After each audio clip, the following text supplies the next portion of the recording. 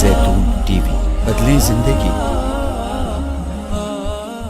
علامات کبریٰ کا ذکر، بڑی علامتیں جو کہ بالکل خرق عادت کے انداز میں ہوگی، جن کا معاملہ جو ہے وہ آپ کے ناپ تول میں نہیں آ سکتا، آپ کی کیمسٹری فزکس اس کا جو ہے وہ نہیں کر سکتی، ادراک ہوگا یہ قیامت کی۔ ان میں نمبر 1 کیا ہے؟ ایک بہت بڑا دھواں آئے گا، پوری دنیا کو لپیٹے گا۔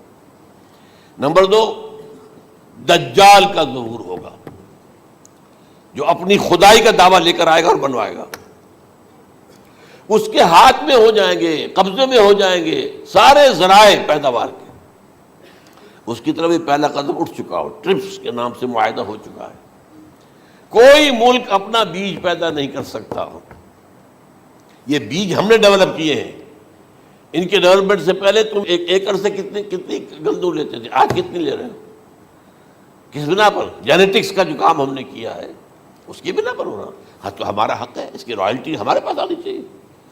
لہذا صرف ان اداروں سے، ملٹی نیشنل سے خریدا جائے گا بیج، اور بیج بھی وہ دیں گے وہ کہ جس سے جو فصل اگے گی وہ بیج نہیں لا سکتی، وہ بیج کا کام نہیں کر سکتی۔ جیسے آپ کو معلوم ہے کہ آپ کے ہاں جو گوشت کھایا جاتا ہے مرغے کا، تو مرغا وہ جو ہے اس میں مرغا ہو یا مرغی ہو، اس کے اندر کوئی وہ کیفیت ہی نہیں ہے۔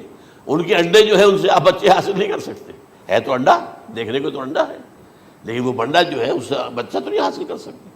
ایسے ہی وہ گندم کا بیج دیں گے، نظر آئے گی گندم، لیکن اس کے اندر وہ صلاحیت نہیں ہے کہ اس سے جو فصل اگے گی اس کا نتیجہ جو ہے وہ بھی آپ لے سکیں۔ یہ ہونا ہے، اللہ جانے، قدم اٹھ رہے ہیں ادھر۔ پھر یہ ہے کہ دابۃ الارض، زمین سے ایک حیوان نمودار ہوگا، زمین شق ہوگی۔ ابھی میں کہہ رہا ہوں خرق عادت ہے، یہ چیزیں وہ نہیں ہیں جو ہماری کسی حساب کتاب میں جو باتیں پہلے آئی ہیں وہ تو حساب کتاب میں آ رہی ہیں، ساری سمجھ میں آ رہی ہیں، ساری چیزیں مشاہدہ ان کا ہو رہا ہے۔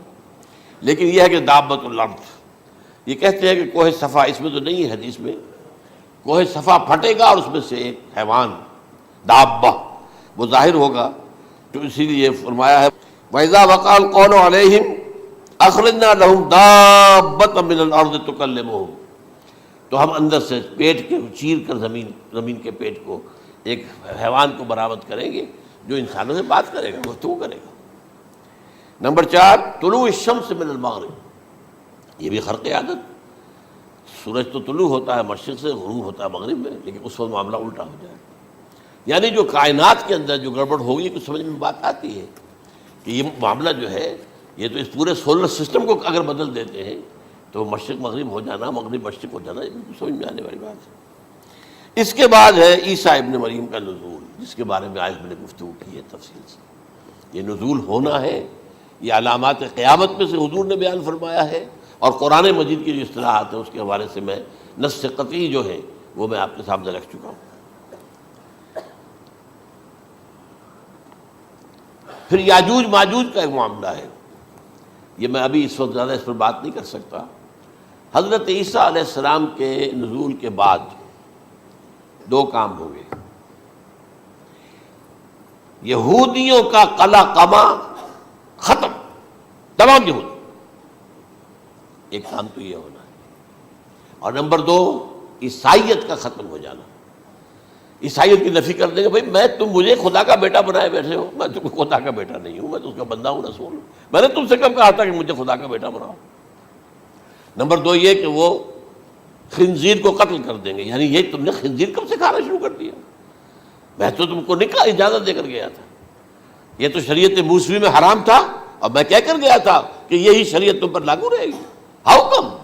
تم نے کیسے یہ؟ آج بھی بہت سے رومن کیتھولکس جو ہے وہ سور نہیں کھاتے، وہ اس میں ہے ان کے اندر کچھ نہ کچھ بات جو ہے جو حضرت عیسیٰ کی تعلیمات کا کچھ اثر ان کے ہاں ہے۔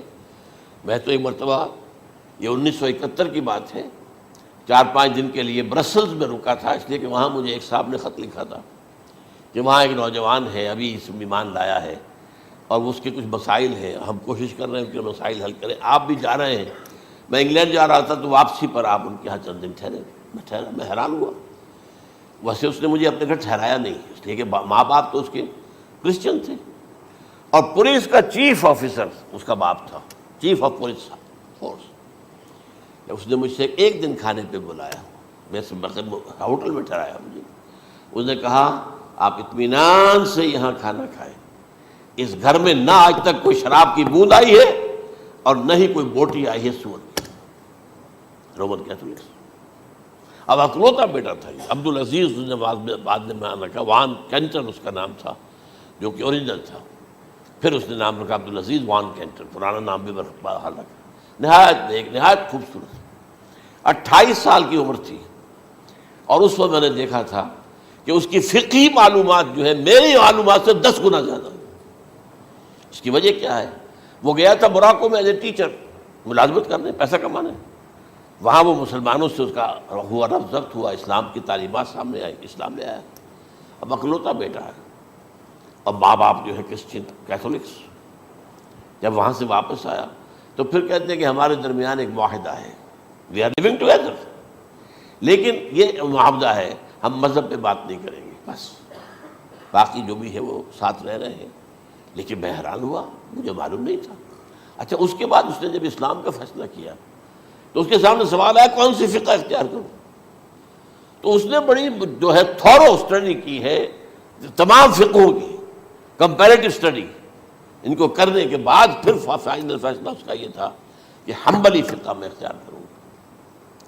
چاروں فقہوں میں سب سے لیٹسٹ حنبلی ہے، یعنی حنفی نمبر 1، پھر مالکی نمبر 2، پھر اس کے بعد شافعی نمبر 3، پھر یہ امام احمد ابن حنبل ہے.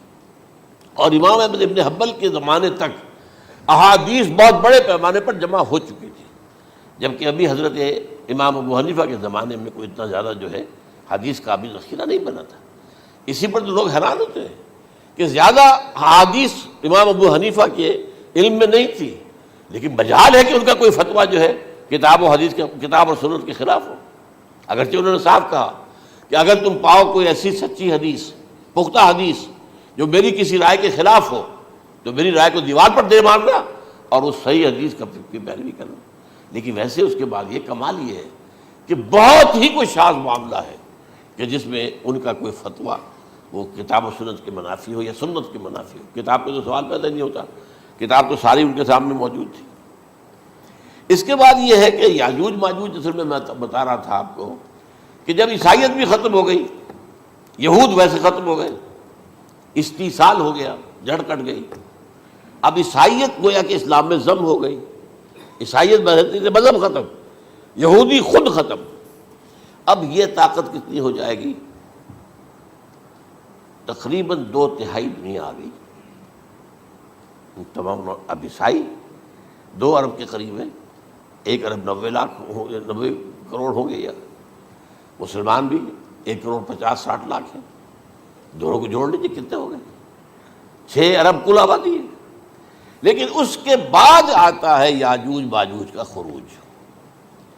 یہ یاجوج ماجوج میرے نزدیک چائنا اور رشیا ہے. ان کی مجموعی طاقت اتنی ہوگی اور یہ اس طرح آئیں گے ہر اونچائی پر سے اترتے ہوئے پھسلتے ہوئے. جیسے 1962 میں جب وار ہوئی تھی بٹوین چائنا اینڈ انڈیا 1962 میں، تو وہ اس وقت کا نقشہ مجھے آج بھی اخبارات میں پڑھتا تھا تو یاد، waves after waves of Chinese soldiers were coming down the slopes of Himalayas. یہ تو وہ ہے نا جن کی تعداد کا کوئی حساب نہیں ہے. اور رشیا اور یہ مل کر جو ہے، میرا اندازہ یہ ہے کہ جب پہلے ملحمۃ العظمیٰ ہوگی وہ عیسائیوں اور مسلمانوں کے درمیان، اس وقت یہ دونوں پاورز نیوٹرل رہیں گی. لیکن غالباً یہ بات طے کر لیں گی کہ ویپنز آف ورلڈ جو ہے ماس ڈسٹرکشن، یہ استعمال مت کرنا. اگر یہ ویپنز آف ماس ڈسٹرکشن استعمال کرو گے تو ہم میدان میں آ جائیں گے. اس میں وہ جنگ جب ہو چکے گی، پھر حضرت عیسیٰ کو فتح حاصل ہو جائے گی، اور پھر یہ کہ یہودیت ختم ہو جائے گی، عیسائیت بطور مذہب ختم ہو کر اسلام میں ضم ہو جائے گا. پھر وہ 40 برس کا عہد حکومت ہے حضرت عیسیٰ علیہ السلام. لیکن جب یہ فتح ہو جائے گی ان پر، اب یاجوج ماجوج آئیں گے اور اتنی تعداد میں آئیں گے کہ بحیرہ طبریہ جو ہے اس کا سارا پانی پی جائیں گے. یہ تو اگر آپ کو کبھی اندازہ ہو یا کوئی آپ جانیں ان لوگوں کو جو ان چینیوں سے واقف ہیں، وہ کہتے ہیں زمین پر ہلتی ہوئی کوئی چیزوں سے وہ چھوڑی کھا جائیں گے. جہاں وہ جاتے ہیں ایز اے لیبرر، وہاں کے جو سارے کتے ہیں ختم، ساری بلیاں ختم، ہر شے، وہ جو سانپ کھاتے ہیں ہر چیز کھاتے ہیں، اور یہ تمام ایسٹرن کنٹریز کے اندر ہوتا ہے، بڑی ڈیلیشیس ڈشز ہیں یہ، سانپ وغیرہ وغیرہ، اور یہ جس طرح کھا جائے، پانی پئیں ایک قطرہ نہیں رہے گا اس پر. تو پھر جو ہے اللہ تعالیٰ اس وقت جو ہے اس میں ایک ایسی بیماری پیدا کرے گا کہ یہ سب مر جائیں. یہ معجزے سے ہوگا، یعنی ان کے اوپر فتح جو ہے وہ عام لڑائی کے ذریعے سے نہیں ہوگی، بلکہ اس کے اوپر فتح جو ہوگی وہ اللہ تعالیٰ سے بوجھ، ایک بیماری پیدا ہوگی، سب مر جائیں گے. اور اس کے بعد اللہ تعالیٰ ایسے پرندے بھیجے گا بڑی لمبی لمبی گردنوں والے، وہ ان سب کو کھا جائیں گے. جیسے ہمارے ہاں گدھ ہوتے ہیں وہ ان کو صاف کر دیں گے. ورنہ تو یہ ہے کہ پوری دنیا کے اندر جو بدبو اور جو پیدا ہوتا معاملہ اس سے، تو اس نوع انسانی کی بقا ممکن نہیں تھی. ان کے خاتمے کے بعد پھر یہ ہوگا کہ حکومت اسلامی جو ہے پوری دنیا میں حضرت مسیح علیہ السلام کی ہوگی. 45 برس وہ رہیں گے، اسی میں وہ کہلن بھی آ جائے گا، وہ فی المہد و کہلن جو میں نے شروع میں بیان کیا تھا. اسی میں پھر یہ ہے کہ وہ شادی بھی کریں گے، ان کی اولاد بھی ہوگی، اور پھر ان کا انتقال ہوگا تو حضرت حضور صلی اللہ علیہ وسلم کے حجرے میں، وہیں پر جہاں حضور اور ابو بکر اور عمر رضی اللہ تعالیٰ عنہم دفن ہیں، وہیں پہ ان کو دفن کیا جائے گا. اور قیامت کے دن حضور فرماتے ہیں کہ میں اور یہ تینوں ساتھ نکلیں گے. تو یہ ہے حالات و واقعات. بہرحال اس میں یہ ہے کہ یہ نوٹ کر لیجئے کہ جہاں تک ہمارے ہاں آج کل کا معاملہ ہے، میرے نزدیک میں یہ کہنے پر مجبور ہوں، جو رفع و نزول مسیح کو نہیں مانتا وہ کم سے کم منکر حدیث ضرور ہے. میں اس سے کم کا فتویٰ نہیں دے سکتا. اب یہ ہے کہ جو لوگ مہدی کو نہیں مانتے ان کا معاملہ میں مختلف سمجھتا ہوں. چند منٹ لے رہا ہوں آپ کے، اور اس لیے کہ ان کی حدیثیں صحیحین میں نہیں ہیں، بخاری مسلم میں نہیں، اور یہ کہ بہرحال ان کا معاملہ جو ہے وہ ایسا نہیں ہے حضرت عیسیٰ کا. حضرت عیسیٰ کے آنے کا جو کچھ ہوگا وہ تو میں نے آپ کے سامنے بیان کر دیا. لیکن یہ ہے کہ حضرت مہدی ہمارے نزدیک اس میں خرق عادت کوئی ہے ہی نہیں. جیسے ہر صدی کے مجدد ہوتے ہیں، آخری صدی کے مجدد وہ ہوں گے، اور میرے نزدیک یہی آخری صدی ہے، اور اسی میں حضرت مہدی کا ظہور ہو جانا. سعودی عرب میں کوئی خانہ جنگی ہوگی کسی بادشاہ کے انتقال پر، اور پھر اس وقت یہ ظاہر ہوں گے. اس وقت ملک کے حالات کو سنبھالنے کے لیے لوگ ان کو زبردستی نکالیں گے، چھپے ہوئے ہوں گے ایک گھر میں. یہ حضرت ام سلمہ رضی اللہ تعالی عنہ کی روایت ہے کہ ایک بادشاہ کے انتقال پر یہ خانہ جنگی ہو جائے گی، اور ایک شخص مدینے سے بھاگ کر مکے میں چھپ جائے گا. یہ تو ہے ان کے الفاظ، میں توجیہ کر رہا ہوں. یہ لوگ ان کی طرف دیکھ رہے ہوں گے کہ یہ جو وقت آیا ہے فتنے کا ہماری قوم پر، ہمارے ملک پر، تو ان کی شخصیت ایسی ہے کہ یہ بیچ میں آئیں، صلح صفائی کرائیں، اور وہ جو ہے اس ذمہ داری سے بچ کر بھاگیں گے اور جا کر مکے میں چھپ جائیں گے. پھر لوگ انہیں تلاش کر کے نکالیں گے اور زبردستی ان کے ہاتھ پر بیعت کریں گے، ورنہ وہ اتنے بڑے منصب کو. اور پھر یہ بھی ہے، ایک حدیث میں آتا ہے یصلحُ فی لیلۃ واحدہ، ایک رات میں ان کی مکمل اصلاح کر دیں گے. یعنی اگر کوئی تھوڑا بہت نقص اور عیب کوئی ہوا بھی، کوئی کمی کوتاہی ہوئی بھی، تو اللہ تعالیٰ ایک رات میں اصلاح کروا دیں گے. لیکن ہمارے نزدیک اس قدر کوئی خرق عادت ہے ہی نہیں. البتہ جو کہتے ہیں اہل تشیع، وہ خرق عادت ہے کہ ان کے 12ویں امام جو ہے وہ بچپن ہی کے اندر اس خوف سے کہ جو بنو عباس بادشاہ ہیں وہ ان کو قتل کر دیں گے، تو وہ ایک غار میں چھپا دیے گئے. اب وہ 1200 برس سے اس غار کے اندر چھپے ہوئے، اور اس کے بعد وہ ظاہر ہوں گے، وہ امام مہدی ہوں گے. اس میں خرق عادت ہے. لیکن میں یہ کہتا ہوں کہ محض خرق عادت کی بنیاد پر ہم اس کی نفی نہیں کریں گے. کیوں؟ کیا ہم یہ نہیں مانتے کہ اصحاب کہف 300 برس تک سوئے رہے؟ یہ کیا عام بات ہے؟ حضرت عزیر علیہ السلام اللہ نے انہیں موت دی، موت، اور 100 برس کے بعد زندہ کر کے اٹھا لیا. تو خرق عادت حضرت عیسیٰ کو ہم اتنا بڑا خرق عادت مانتے ہیں کہ اٹھا کر آسمان پر، تیسرے آسمان کے اوپر ہیں، موجود ہیں، اب بھی ہیں. شب معراج میں تیسرے آسمان پر حضور کی ملاقات ان سے ہوئی. تو یہ خرق عادت کی بنیاد پر نفی نہیں ہم کرتے. ہو سکتا ہے، لیکن یہ کہ اس کے لیے ہمارے پاس کوئی دلیل نہیں، کوئی احادیث نہیں، کچھ نہیں، اس لیے ہم اس کو نہیں مانتے. البتہ خود وجود جو ہے حضرت مہدی کا وہ کوئی عجیب بات نہیں ہے. وہ تو جیسے پہلے بھی آئے ہیں ہمارے مجددین، ایسے مجدد ہوں گے اور دین کو تازہ کر دیں گے. ایک صحیح اسلامی ریاست جو ہے وہ عرب میں قائم ہو جائے گی دوبارہ. حضور نے فرمایا وہ عدل اور انصاف سے عرب کو اسی طرح بھر دے گا جیسے کہ وہ اس سے پہلے ظلم اور جور اور زیادتیوں کے سے بھری ہوئی ہوگی. تو یہ کام ہوگا، یہ تو مجدد کا کام ہوتا ہی ہے. اس حوالے سے. لیکن بہرحال میں نے پھر بھی کہا کہ اگر احادیث کی کمزوری کی وجہ سے کہ صحیح عین میں نہیں ہے، اگر کوئی شخص انکار کرے تو مجھے کوئی اعتراض نہیں ہے، ٹھیک ہے.